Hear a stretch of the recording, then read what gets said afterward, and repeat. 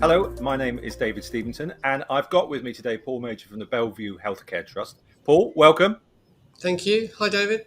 Um, we're recording this on a very hot day, so with my aircon turned off, but Paul's is still on. So if either of us look completely overheated, you know why, because of the weather. I thought we might kick off on that idea of aircon, which is if only I could get AI to organise my aircon. But AI, of course, is the topic on everybody's lips at the moment, isn't it, Paul? Everybody's got very excited about chat gpt and all this kind of stuff, and actually healthcare does tend to pop up quite quickly in the discussion.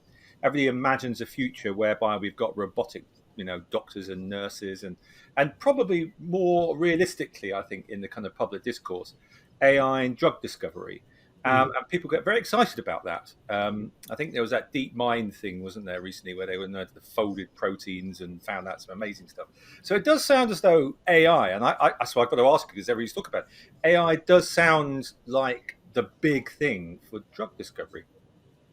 I think everybody certainly believes that's the case. I feel like a bit of an old lag now, but the hype around AI reminds me of the kind of late '90s, and the internet was going to revolutionise Yeah. everything, and we'd all get our groceries delivered and order everything online. And 20, 30 years later, that's true, but these things always take a slightly more meandering Mm. course than I think people recognise. And the reality of AI, of course, in healthcare as in anything else, none of what's happening today is really very new. What's happened is that ChatGPT version 3 was made available to the public, and everybody's had a chance to play with it and gone, oh, Yeah. this is kind of a bit cool. Yeah. And I think for us, at a very superficial level, it is quite cool. If people watching this haven't had a go, I would definitely encourage you to go on the website and have a play with it. It's quite interesting the way you can interrogate the engine and sort of say, please provide me with content on X in the style of Y. So pick your favorite author or haiku or whatever you like, and it will churn out something that is definitely passable. But if you're an expert in any kind of a subject, then you'll find it all very rudimentary, and you'll notice quite quickly that lots of the things it says are actually not correct, not Yeah. factually correct. Yeah, and actually make stuff up as well, which is probably It, a big no-no for drug discovery. It does, but it makes things up with incredible confidence, which is Yeah. really impressive. And nobody kind of really understands why this happens yet. So they've given it this cute sounding name of a hallucination. But clearly, it does show you that this technology is not well understood yet, and certainly not right for the prime time. But to your well made point, David, if you look at the history of AI investments in healthcare going back over the past 10 or 20 years, the single biggest area of investment has been drug discovery. Yeah. And it's an obvious place to start, because if you look at drug discovery as a thing, a business, we're really, really bad at it. Yeah. So if I gave you an elevator pitch on drug discovery, you're going to wait 10 years, you're going to invest $1 billion, and you've got a 4% chance of making a positive financial return, you probably would switch off at this point and not bother. But that is the pharmaceutical industry. And then you go into some of the hot areas, areas people think are hot, like Alzheimer's, and actually the failure rate is 99 point something percent, because we don't really understand human biology that well. So when you think about an AI, which is the classic example of junk in one end, junk out the other, it doesn't know what it doesn't know. You can see how the reality of this can be quite challenging. But certainly everybody is trying to see whether or not those terrible probabilities of commercial and financial success can be improved by getting machines to do some of the heavy lifting. And uh, this is again is fascinating when you get the kind of the rubber hits the road. So there are a number of AI companies that help the drug industry, so sort of third-party software providers and Yeah. service providers that many people won't be aware of, because they're not necessarily in the public domain. DeepMind is the classic example of somebody that's worked with the NHS, worked with drug companies, done something incredible with that program called AlphaFold, which Yeah. I wish I had when I was an undergraduate, because I spent too much of my time trying to fold proteins into space. Um, but but there are actually drug discovery companies that have received VC funding and tried, from startup to go through to actually becoming a drug company with the idea they can do this cheaper, faster, better than other people. And of course, the most famous example of that in the UK is Benevolent AI, but there are a number of non-UK based companies, and there's a company called Exscientia who actually have taken a drug into clinical development. So that means it's being trialed in human beings, and it's a completely AI generated program. But that program has been going for many years. That company was founded more than a decade ago. And if you actually look at drug discovery in the classical sense, going from an idea to starting clinical trials, the timelines are typically 6 to 10 years. Yeah. So have we crossed some kind of Rubicon here? Have we achieved something that hasn't been done before? Well, the answer from 30,000 feet is no. Yeah. Now, does that mean that AI is going to lead to a rapid acceleration of more and more projects coming through? I think that's possibly going to be true eventually, but we're going to have to wait until we have a lot more data before we can say these approaches are more productive. And then we have to see whether or not they lead to drugs in the end that actually work. Because let's not forget, there's one part of this process you cannot short circuit, which is the bit where you put these drugs into people Yeah. and you see what happens. And I'm always reminded in these instances, whenever anyone says, we're going to revolutionise drug development or drug discovery, this bloke Hippocrates about 4,000 years ago made this observation that if you take a group of people and you perform a medical intervention, a third of them it won't work in, a third of them it will work as well as you expected, and a third of them will do really well, and you won't really understand why. And here we are in 2030, and if you look at some of these immuno-oncological drugs for cancer treatment, for example, you find exactly the same dispersion of outcomes as he observed all that time ago, and still we sit there and go, well, don't necessarily know why that happens. And presumably, what we also forget is that there's a lot of regulation surrounding medical drug discovery. So and AI is not really going to terribly help with that. To your point, they're still going to want to check it, make sure it works, put it in settings, and the AI is sort of not really very helpful in that respect. No, I think that's right. I mean, one area where potentially it could be quite exciting, and from an ethical and an ESG point of view, I think people might be keen to see progress. All drugs before they go into human beings have to go through preclinical testing, and that means animal testing. And whatever your view on animal testing might be from a personal perspective, the simple reality is, from a legal perspective, prior to the 1st of January this year, it was a mandatory thing to do. Yeah. Now, a law was passed in America, which got very little note, I think, from the investment community broadly, that actually opens up the possibility of using computer in silico, test tube type approaches instead of animal testing. It doesn't specify what they are, and they don't actually exist yet. Right. But if we can get those things to work, because ironically, one of the things about animal testing, it's not actually that good anyway, but it's better than nothing, which is why we do it. So if we can use AI to unpick some of those associations between certain characteristics of certain medicines and how that leads to specific kinds of side effects, we might be able to reduce the amount of animal testing and possibly eventually circumvent it, which will speed up drug development and save money. Presumably, also people confuse AI sometimes with machine learning, with kind of just traditional algorithmic based research, and presumably a lot of that kind of machine learning, just computational kind of heavy lifting, big data, taking it in. Presumably that's been around for quite a few years anyway. I've noticed in healthcare funds and even in biotech funds, this sort of subsection of kind of big data, IT, and digital healthcare. So presumably, again, all of that predates AI anyway, and is already an established sector, crunching through big reams of data to be able to spot trends. Presumably, that's been around anyway. That's a really interesting question, and that is obviously empirically true. We generate huge amounts of data all the time, and electronic medical records have been around for decades in the US now. So there is huge amounts of data that you can interrogate. I think what has been lacking is the computational resource and approaches to be able to do it. So if you just think about something really simple, if you had a group of people sitting around a table discussing, I don't know, some aspect of medical risk, high blood pressure, and you might look around this group of friends sitting around the table, and all of a sudden you've got men, you've got women, you've got potentially different ethnicities, you've got smokers, you've got non-smokers, you've got people who are obese, who are not obese, maybe predefined genetic diseases. So all of a sudden you realize that from an analytical point of view, that data set is useless to you because there's too many variables. So you need a huge number of people. And then what you discover is, as you go through these things, there are literally millions of variables for everybody, because most things that happen in our bodies are under the control of multiple genes, not one.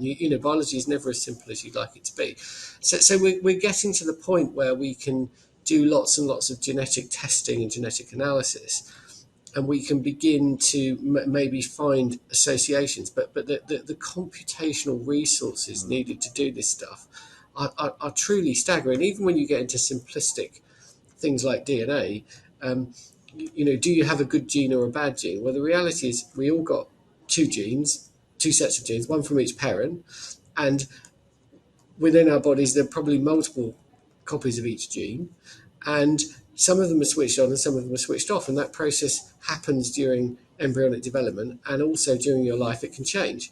So to simply just know somebody's genetic information, even that isn't necessarily enough to kind of understand disease. And again, if you think back, what is it now, 30 odd years since the sequencing of the human genome, but I think only last year was published what they consider to be the final definitive sequence, because there were parts of the DNA that were full of repeats and junk and unanalyzable elements, or elements that got destroyed in the process of trying to read the DNA, that they weren't able to fully understand. So even that bit's taken, a couple of decades.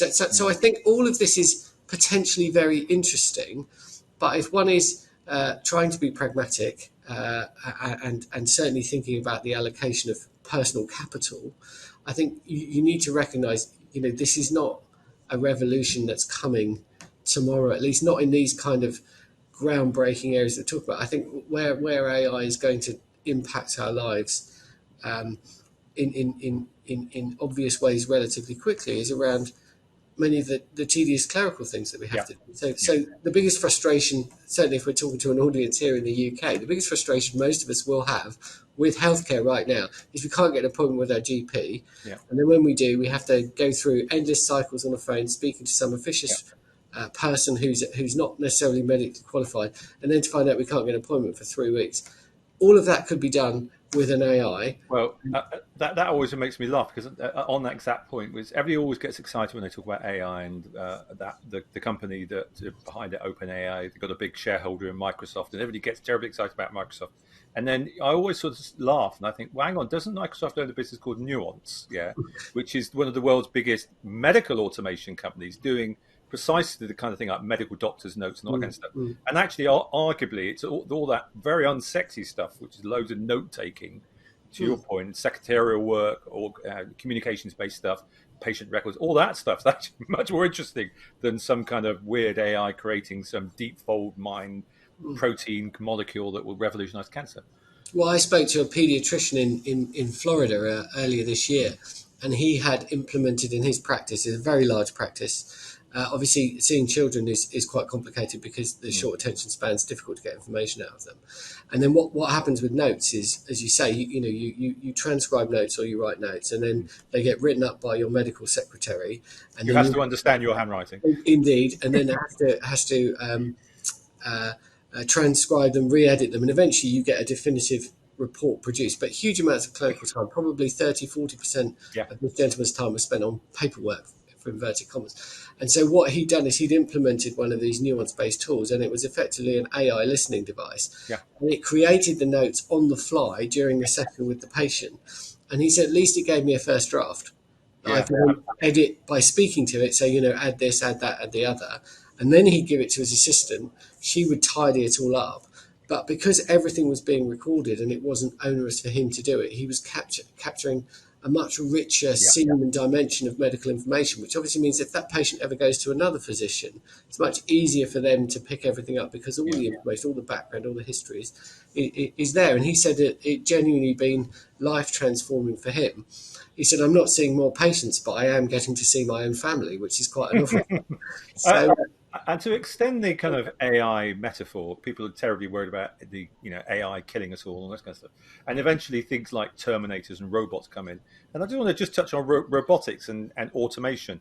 Presumably that, though, is quite real. Not Terminators destroying us all, but using robotics and using much greater automation in terms of medical technology. That stuff, and maybe when you combine that with AI, That's more interesting, I presume. I imagine Oh, there's oh, stuff going on there. hugely exciting. I mean, some of the stuff that we've seen demonstrated to us. So, nobody wants a robot to operate on them clearly, but people do like the idea of robotically assisted surgery, Yeah. and the all surgeons have two large weaknesses. They're called hands. They're very big, and they don't move in all directions as you want them to. So we have to cut big holes in people to get the hands in to do the detail stuff. So minimally invasive surgery with probes that can Yeah. move around like a sort of snake inside somebody. You can start doing some interesting stuff. But when the surgeon is doing surgery, particularly when you've got, let's say, excising a tumor or something complicated where you've got vasculature you have to move around or cut or whatever, they're continually referring back to scans, Yeah. discussing with colleagues, checking with the anaesthetist what the patient's blood pressure is before or after they clamp or unclamp something. Now, what you can do with AI is you can create what people call augmented reality. So this is kind of the Google Glass. You remember Google Glass a few years? This idea you're going to have these glasses and they'll project things onto you. And what's happening in the medical sphere is that they're projecting actually useful information. So you'll have in your peripheral vision the patient's heart rate and blood pressure. You might be able to ask it to pull up a scan. So you'll be able to talk to her and it'll say, bring up this scan. And then you've got the scan in your vision. So as you're operating, you can see. And one of the really cool things we saw was one where when you're doing joint replacement surgery, hips and knees, they actually use a robot to put markers on the bones, and then the computer in real time is measuring the angle of alignment of the bone and the implant, and then projecting that data actually onto the field of view of the surgeon. So it's almost as if they've got Yeah. like a laser guide in front of them, telling them when they've exactly lined everything up the way it should be. Now, that's not taking anything away from the surgeon or their skill. It's not interfering, but it's just giving them more information that enables them to do a better job. And they're the kind of really positive, productivity enhancing, not job stealing AI outcomes that are really good. Because in America, for example, because of where people live, not necessarily near a big teaching hospital, something like 1 in 4 hip and knee replacement operations in America aren't done by an orthopedic specialist. They're done by a general surgeon. All right. And like anything in life, the more you do it, the better you get at it. So clearly, if I said to you, would you mind me doing your hip or knee replacement, you probably wouldn't be keen on that. So any help that can be provided to people to do a better job is obviously great. That always reminded me. I chatted once to a guy from GCHQ, and I said to him about AI. He says, "Always remember the two M's. Whenever technology gets used, the people who are most likely to use it are medics and the military. They're the people who really care about that. So augmented reality, big thing in the military as well." Okay, let's move. Let's move back into sort of familiar territory for the trust. Now you're not. I'll start actually with the techie end of it. I just want to segue onto biotech, which you're not particularly focused on. You actually, as a company, you actually have a different biotech fund, but you do sort of dab around in that area. That's sort of some of what you do. The biotech sector's been going through a dreadful few years. It's been a real bear market. So I just wanted to ask your opinion just on that. Sure. Is life going to improve for biotech companies, or are they still kind of marooned in the abyss of the bears? I think it's interesting if you look at the performance of, say, the Nasdaq Biotech Index Yeah. versus a big healthcare index. You're absolutely right. It's been a torrid couple of years. But if you were to compare the Nasdaq Biotech Index to, say, the Russell 2000 healthcare index, which is a much broader small mid cap healthcare index, you'd see a very similar pattern. And I would characterize the last couple of years not necessarily as negativity toward biotech, as negativity towards early stage companies with long duration assets. So what are investors worried about? They're worried about two or three things. What we know about all forms of innovation in healthcare is it's really, really expensive and it takes a long time. Yeah. So you can spend the best part of a decade consuming hundreds of millions to billions of dollars and then literally get nowhere. So during that period, you're reliant on progress and the goodwill of investors in order to continue to support you. And in the early stages, you're reliant on the venture capital industry. So I think the biggest problem clearly is the cost of money. The price of debt has risen, and concurrent with that, certain avenues of funding have become more challenged. Yeah. And because of that as well, I think if you are a venture capitalist, you spread your bets relatively thinly. But now people are coming back for more money, and you're having to make hard decisions. You can't give everybody everything they want in the current environment. Therefore, you've got to be more selective. So I think you're seeing people talking a lot about a challenging funding environment, and that worries people because they think, well, this company isn't where it needs to be yet. If other people don't give them more money, I'm going to lose my shirt on my investment. And so I think that becomes a sort of self-fulfilling prophecy. I think the other factor, and this is one that's also coming to a head now, I think, is that we knew when the Biden administration came in, with Lena Khan running the Federal Trade Commission, there was going to be a different approach to antitrust considerations, and it was going to impact the pharmaceutical and biotech industry. And that is going to give CEOs of large pharma companies, who are typically the buyers of these kind of things, let's not forget 1 in 3 drugs comes from an external source at big pharma, give them pause for thought as regards how much time and effort they put into M&A. And we're seeing that now with the Horizon Amgen deal being challenged on, frankly, quite a flimsy basis. So I think the view is there's going to be less M&A. I think there has been less M&A.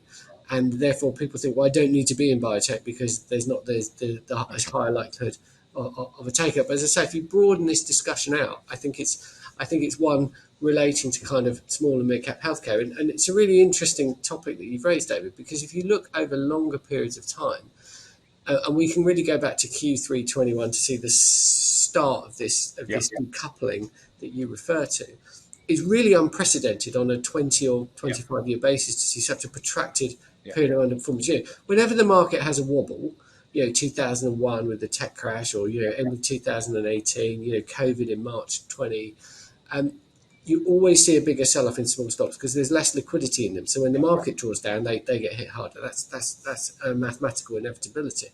But usually they recover faster and they carry on.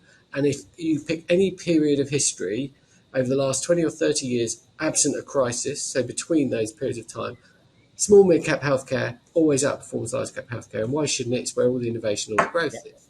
So to have been in such a protracted period where it hasn't done that is fascinating. And some of the valuations that we see in some of this small mid-cap area, in biotech notably, diagnostics, innovative diagnostics is the other area that we see as crazily undervalued. I think for the patient and brave investor, this represents a really compelling opportunity right now, actually. Now that you mentioned small and mid cap, you're also quite different because if you look at your regular monthly fact sheet, you'll notice the kind of holdings, and I'll go on to talk a bit about your top holdings in a minute. But if you look at the fact sheet, you also notice you're very mid cap focused, and a lot of medical, biotech, and kind of pharmaceutical funds are quite often large cap, and that's not. It's not nothing wrong with that. It's just that's the way the market is. The market's much more focused towards large caps, and particularly large cap pharmaceuticals. But you're quite mid cap. Now, you've already said, mid caps, that there's an advantage in that they're likely to grow faster than large caps. They probably got more innovation, but they also tend to be the ones that get hit quite badly. Not as badly as small caps, but still quite a bit compared to large caps. They get hit quite badly when the market turns down. So has that been an uncomfortable place for you in the last couple of years? I think we've been very clear about what our strategy is. We have a thematic dimension to our fund, which is that we believe healthcare has to change because of the demographic realities of society and the finite availability of capital and tax revenues and whatever you want to talk about it to fund it. So it needs to change because it's a horrifically unproductive sector. So we need a productivity revolution in healthcare. And that is what we try to invest into.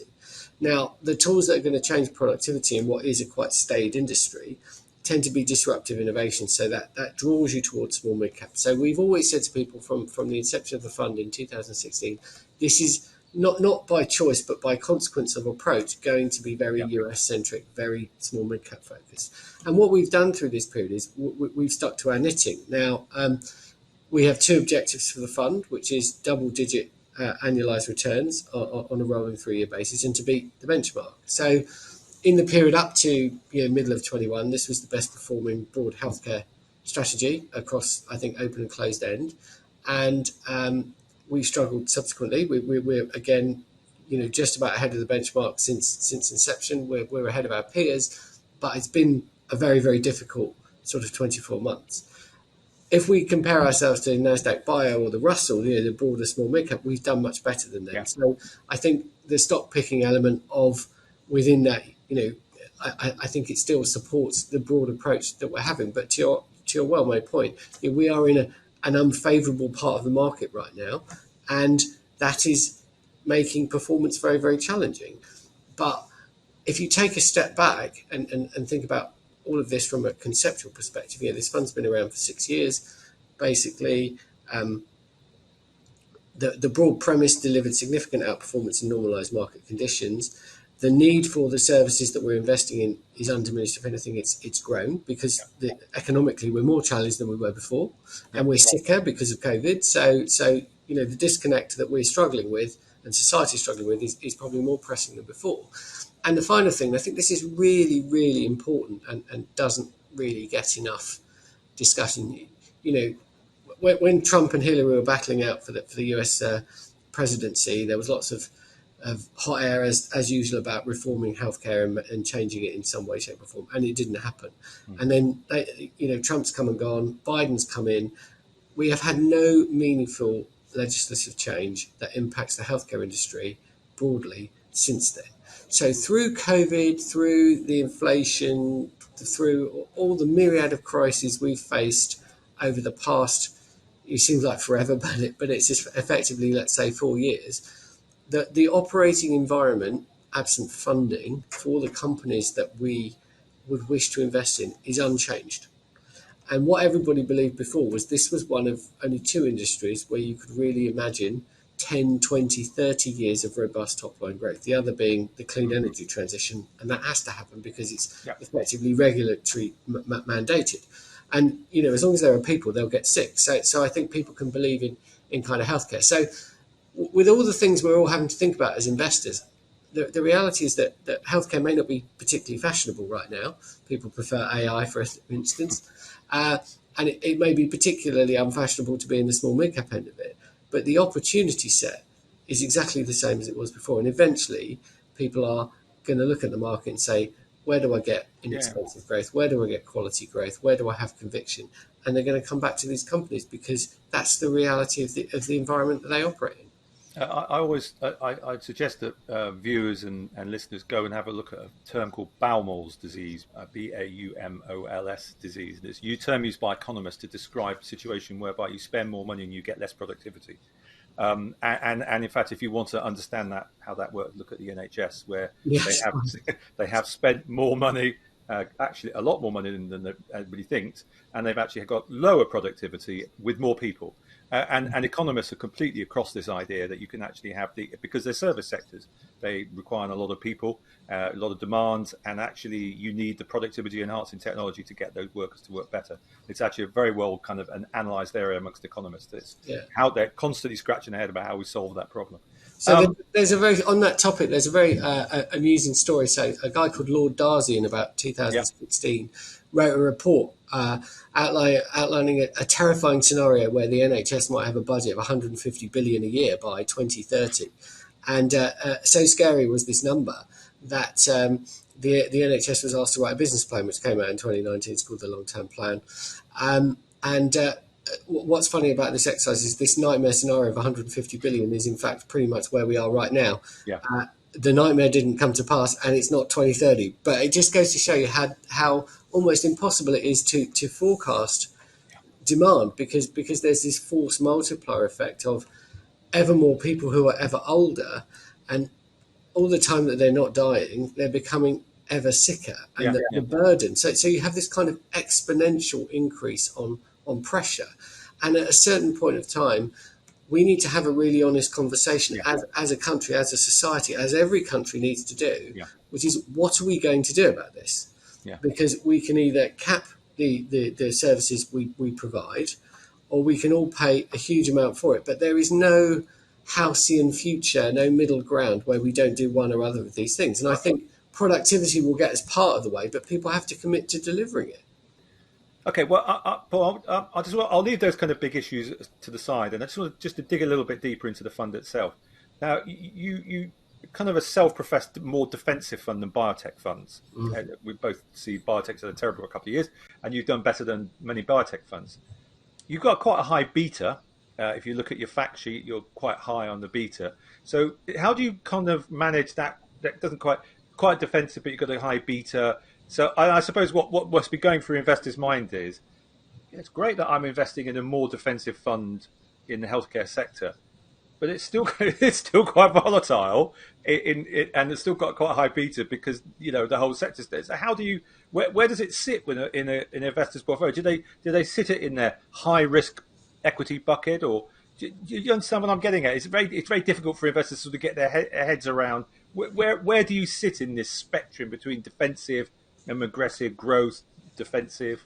Yeah, there's some interesting question there. So if you actually looked at our Sharpe ratio cumulatively over time, prior to that period up to 2021, it's actually really, really good. So the volatility adjusted returns were very good. We did expect this to, and again, you can go back to the IPO prospectus and look at this. We said we didn't expect correlated returns, and we did expect higher volatility, but for that to be offset by higher returns, which in a normal market environment, I still think would broadly hold true.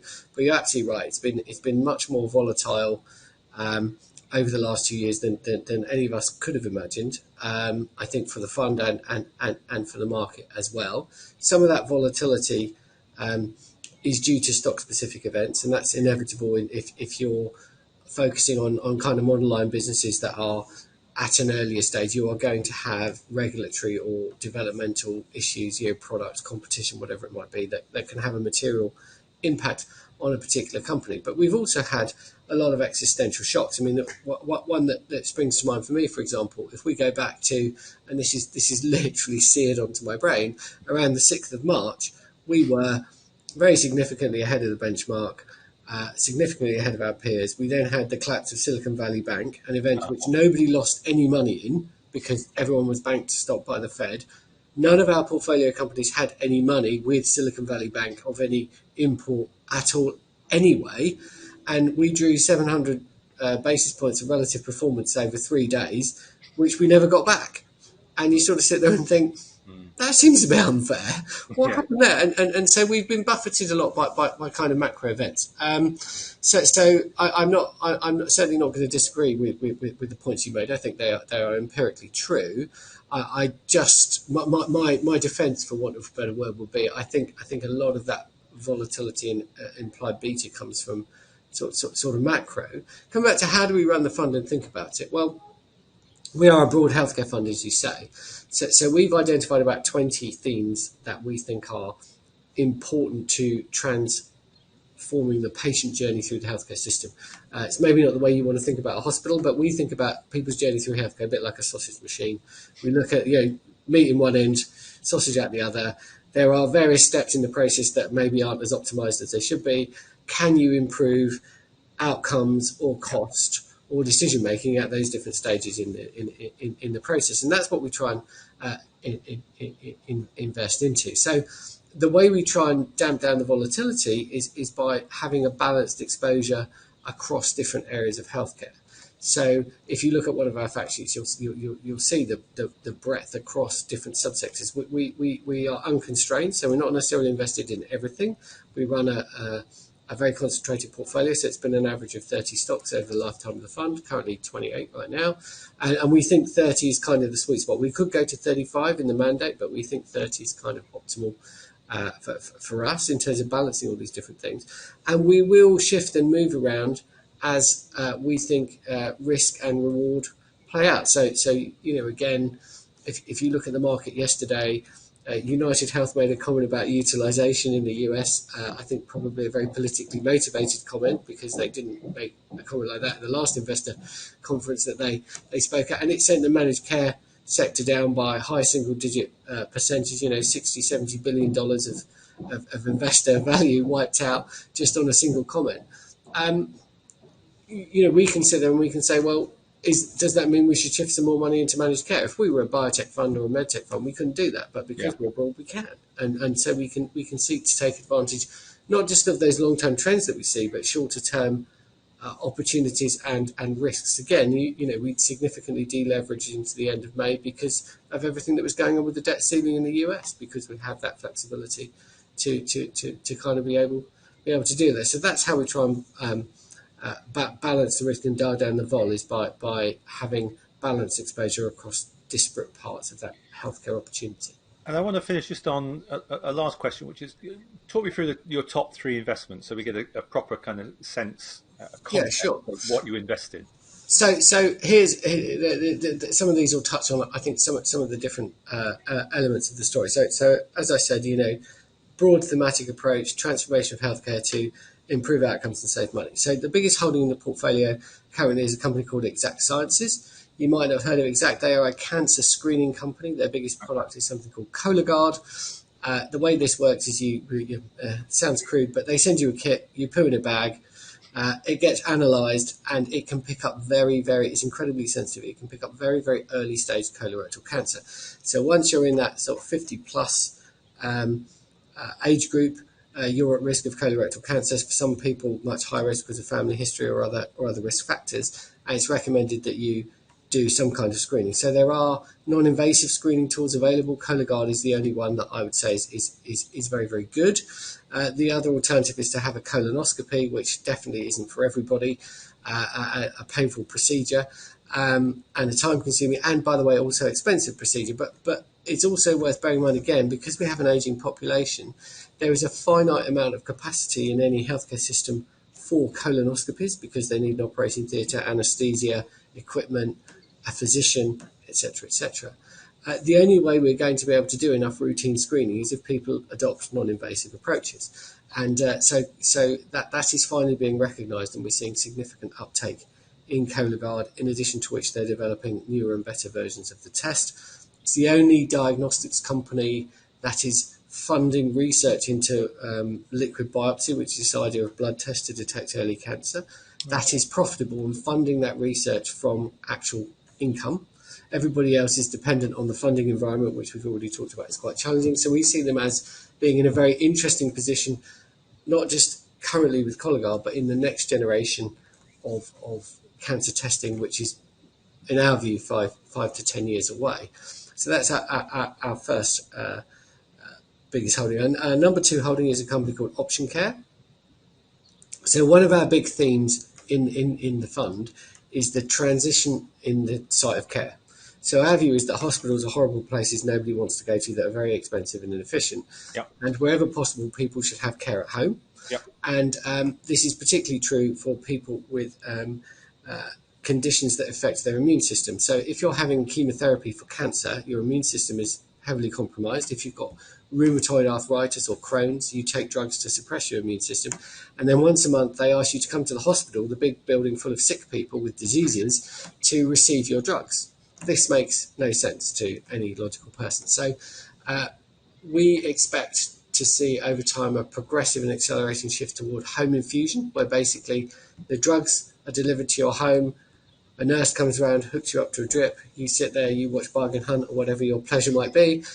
Your drugs get administered, and then it all goes away. And this company, Option Care, they do that. Many people do that. They're the second or third largest provider of those services in the US, but their secret sauce is not what they do, it's how they do it. And it relates, again, come back to IT, which was our theme at the beginning. Yep. They have essentially straight through processed all of the drug ordering, drug delivery, right, dealing with your insurance company, getting the information on your progress back to your doctor. So if you're a nurse and you're discharging somebody out of hospital into rest of life infused therapy, the easiest way for you to do it is to give it to Option to sort out for you. So that's why we're invested in Option Care. They're also in the middle of an M&A transaction to buy a company called Amesis, who do other home healthcare services. We think it's a very interesting deal. It's quite controversial in terms of market sentiment, but that's why we have Option Care. Amesis, by the way, is also in the portfolio, but not in our top 10. The third company also touches on something that we have already talked about today, which is analysing genetic information, and it's right, a company called Pacific Biosciences. So I imagine most of the investors on this call will be familiar with a company called Illumina, yep, which is the sort of £800 gorilla of genetic testing. Interesting sub-story, Illumina's core technology is actually from a British company called Solexa. Yeah. British investors didn't fund, and so they ended up selling themselves to the Americans. And the rest, as they say, is history. Solexa was, I think, a Oxford University created company back in the late 90s, early 2000s. And this is something Britain needs to get better at not doing, I think.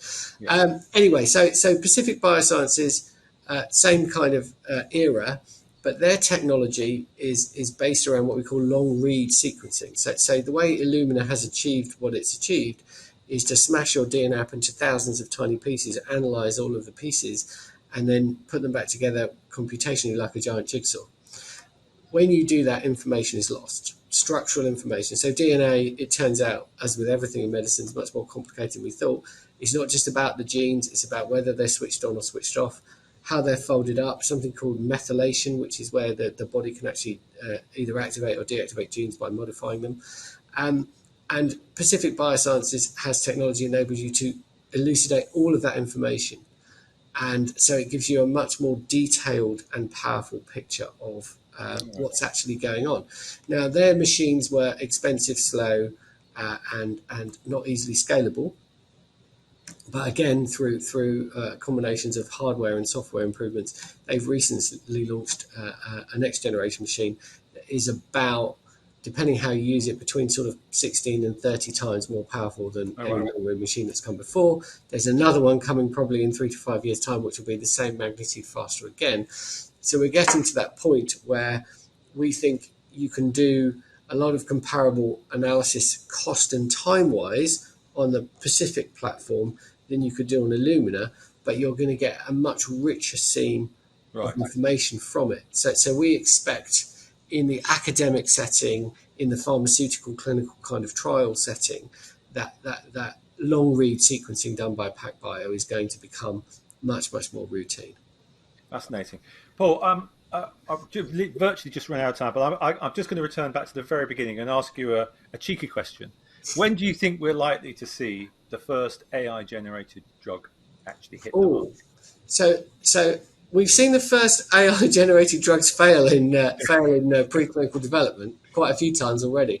But there's a company in America called Exscientia who actually have a drug that went into a clinical trial in a human being a little while ago. So I would say that they are in pole position.